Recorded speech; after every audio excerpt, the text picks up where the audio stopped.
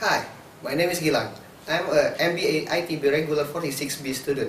In this occasion, I will try to explain the Chapter 12 of Managerial Economics in a Global Economy by Dominic Salvatore. The title chapter is Regulation and Antitrust, the role of government in the economy. So, first things first, what is regulation? According to the economic theory of regulation, regulation is the result of preserved action and result in law and policies to support business and to protect consumers, workers, and environment. Some of these regulations may to restrict the competition and create artificial market power. This regulation includes licensing and patent. Licensing is usually justified to ensure a minimum degree of competence and become a method to restrict entry into business. And patent is the right granted by federal government to an inventor for the exclusive use of invention for a period of 17 years. The granting of limited monopoly to the inventor is aimed at encouraging inventions, but it also leads to output restriction and higher prices. And then there is Robinson-Patman Act passed in 1936 that restrict price competitor by forbidding selling more cheaply to one buyer or in one market than to other, or selling at unreasonably low price with intent to destroying competition or eliminating competitor. There are also regulations to protect consumers against unfair business practice. The first type of policy designed to protect consumers is that of requiring truthful disclosure and forbidding the misrepresentation of product. One of example is Food and Drug Act at 1906. This act forbids adulteration and mislabeling of foods and drugs sold in interstate commerce. The act was strengthened to also include cosmetics in 1938. Another example of regulation to protect the consumer is Federal Trade Commission Act of 1914. This act was designed to protect firms against unfair method of competition based on misrepresentation, but it also provided significant protection to consumers. Among practices that forbidden by the act were misrepresentation of price of products, country of origin, usefulness of product, and the quality of product. This act was amended by the Willard-Lee Act of 1938, which forbids false or deceptive advertisement. Another example of regulation to protect consumers is 1990 Nutrition Labeling Act. The FDA mandated more strict labeling requirements on all food sold in United States. The second type of regulation designed to protect consumers is the Truth in Lending Law. This is based on Consumer Credit Protection Act of 1968, which requires lenders to make complete and accurate disclosure to borrowers. The third type of consumer protection is provided by the Consumer Product Safety Commission, which was established in 1972 to protect consumers from dangerous products, provide product information to consumers, and develop uniform safety standards for many products.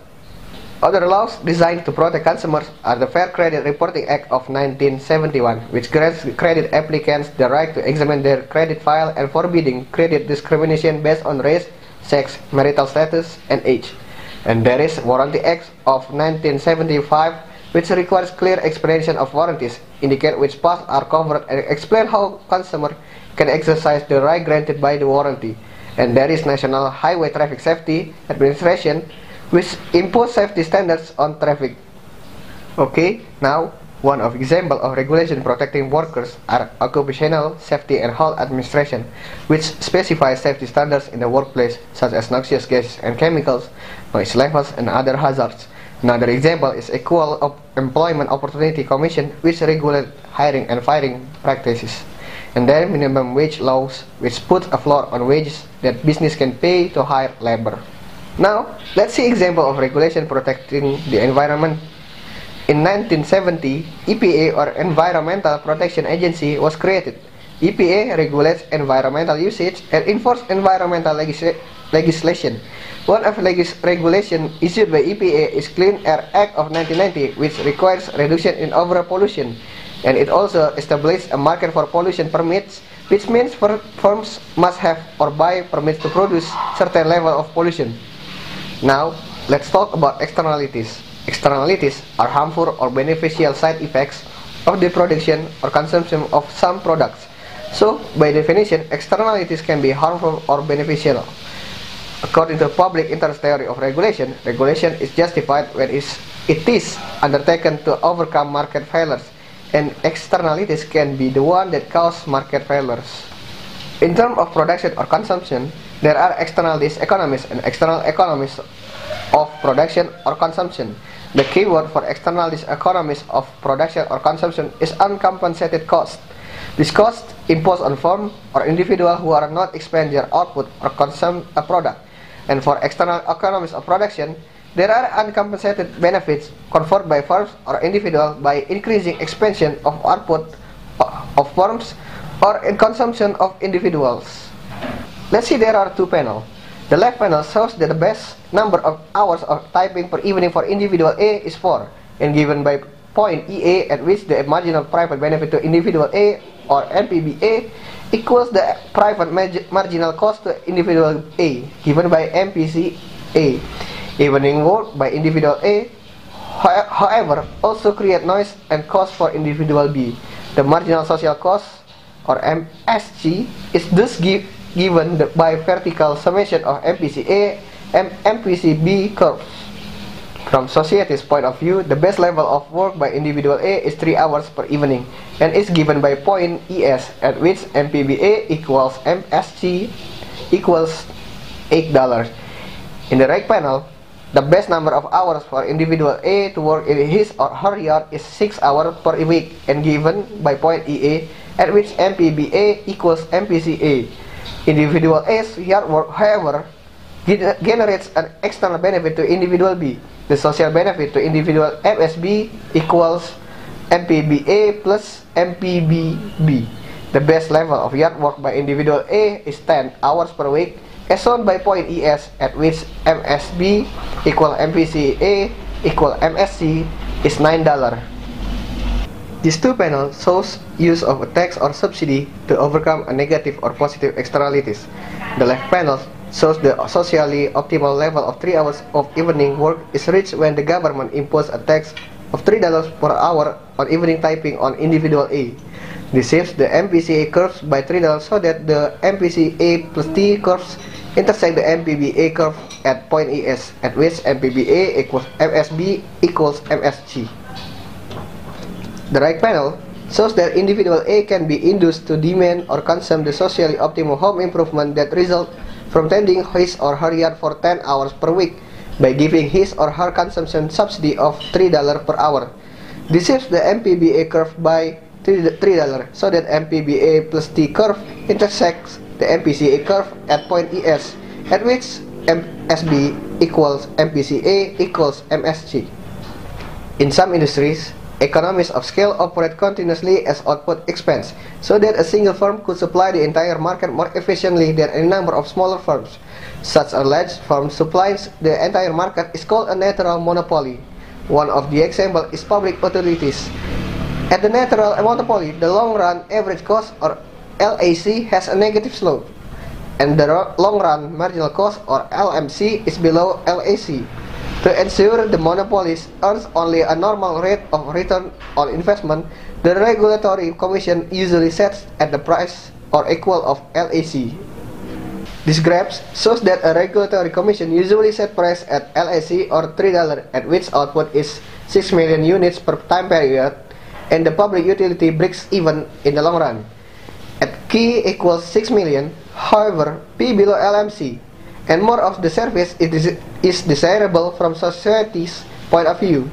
The best level of output from society's point of view is 8 million units per time period and is given by point H, at which P equals LMC equals $1. However, that would result in a loss of $1 per unit and 8 million in total, and the public utility company would not supply the service in the long run without subsidy of $1 per unit. In reality, rate regulation is difficult in practice. The regulation can also lead to inefficiencies because guaranteed returns gives little incentive to control costs. These inefficiencies can be explained by Avard-Johnson effect that set rates that are set too high or too low can lead to over or under investment by in plant and equipment by utility. Finally, there is usually a lag of 9 to 12 months from the time the need for a rate change is recognized and the time is granted. Now, let's talk about antitrust. Antitrust resulted from public indignation over the rapid increase in the concentration of economic power. The abuses that resulted from it led to the passage of antitrust law, starting with Sherman Act of 1890. This act said contract is made by combination in the form of a trust or conspiracy and in restraint of trade is illegal, and made monopolization or conspiracies to monopolize market is also illegal. Another antitrust law is Clayton Act issued in 1914. This act made it illegal to engage in any of the following if the effect was to license competition or create a monopoly, such as price discrimination, exclusive or trying contract, acquisition of competitor stocks, and interlocking directorates among competitors. And there are also another antitrust law to supplement the Clayton Act, such as Federal Trade Commission Acts that forbid unfair methods of competition. And then Robinson-Patman Act forbids unreasonable low prices. And then Wheeler-Lea Act forbid false or deceptive advertising to protect consumer. The last, Saylor-Kefauver Anti-Merger Act forbid purchasing stocks or assets of the competitor if such purchases lessen the competition or tends to create monopoly. Antitrust violation or alleged violations resolved by dissolution and divestiture for monopoly or anti-merger violation, and then injunction, consent decree, and also fines and jail sentences. Antitrust policy was also directed against anti-competitive industry conduct.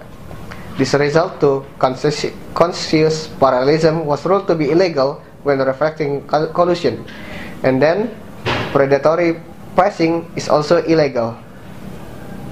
Now, let's take a look at international competition. There are many ways by which national governments regulate international trade to protect domestic market. Some of these regulations are tariff that is simply tax on import, and then import quota that restrict in quantity of imports, voluntary export restraint for the exporter to restrict their quantity of exports, and the last, anti-dumping complaints.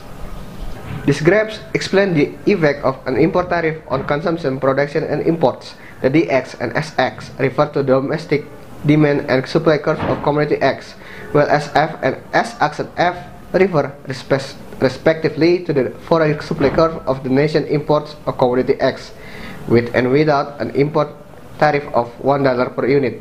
With the import tariff, price for domestic consumer is $4 instead of $3. Domestic consumer purchase of 500 of commodity X instead of 600, and domestic producer produce 300 commodity X instead of 200 without import tariff. Thank you for watching. Hopefully this will help you all. Thank you very much and goodbye.